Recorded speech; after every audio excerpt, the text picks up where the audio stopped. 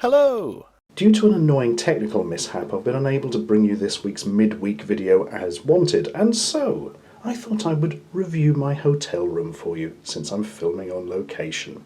Are you ready? Let's have a look at this wonderland. First up, here's the wardrobe. You'll notice the door doesn't close, which is quite irritating. Inside, there are hangers on which to put your clothes, and some dodgy looking blankets at the bottom, which I haven't frankly delved near, because thankfully it hasn't been that cold. Also, here's a weird bit of metal that's been strapped to the wall to badly repair where it's been damaged. Here's the tea and coffee making facilities, together with UHT whole milk, which is more like water that somebody has spat in, which is why coffee made in a hotel is generally quite horrible. I have not used the kettle at all. There is a good reason for that I'll show you at the end. Anyway, what else have we got? It's a big old mirror with one of those sort of neon light things. I think that actually does work. I haven't pressed this switch, so actually I am assuming the switch which is wonderfully totally on the wonk. Oh yeah, it does light up. That's amazing. In fact, it's one of the few fixtures and fittings in this room which isn't completely broken by the looks of it. Here's the free screw, which you have in a wall for spare purposes. Safety first at the plug sockets, of course. The bottom is all broken away, so that's wonderful.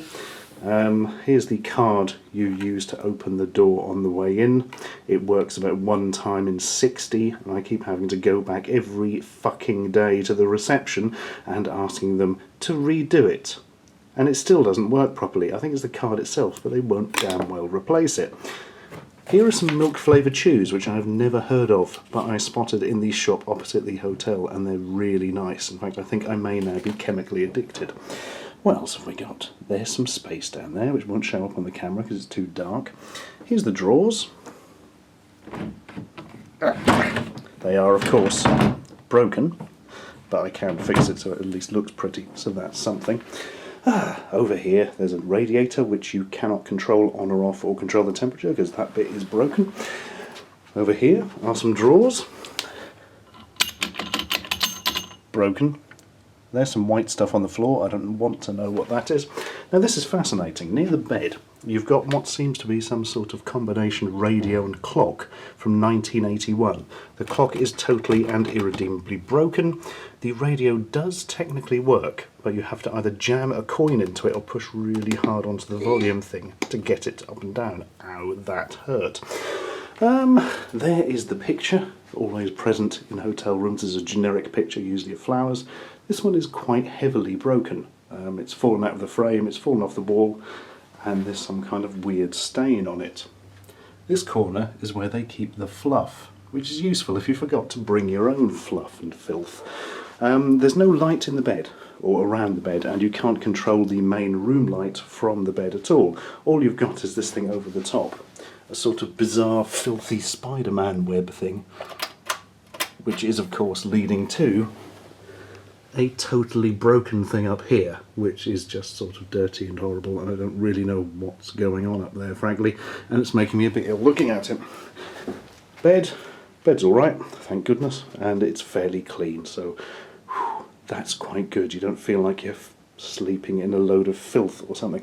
I apologise that you can't see much of the room at any one time, but it's so small that there's almost nowhere to walk around it, and as a result I can't get you in any kind of establishing shot. There, that's probably the best we're going to do. The bathroom's quite good, thank the Lords. You've got taps and plugs and they all work. There's the bin. Oddly, there's not a bin in the room, there's only one in the bathroom, which is very strange. You've got that dodgy toilet paper that cheap hotels always have. You've got flux capacitor that's been badly painted over, no idea.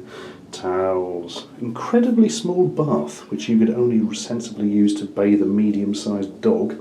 Shower is of course extremely broken. I mean, this bit's come away, which is only cosmetic, but far less cosmetic is what's going on here.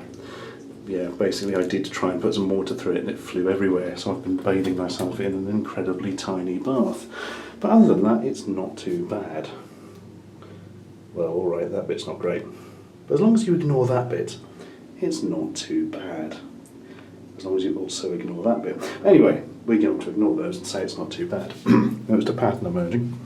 And that's about it, I think. As you can tell, this isn't the most marvellous hotel room in the world. In fact, frankly, it's a bit shitty and might actually be the worst hotel room I've ever stayed in, and that really is saying something. Now, would you like to know why I haven't used the kettle, everybody? That's because upon entering, I was greeted with this.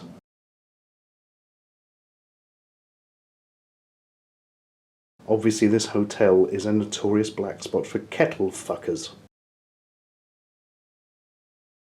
Ah well, at least you can always enjoy the view through the bars of your window.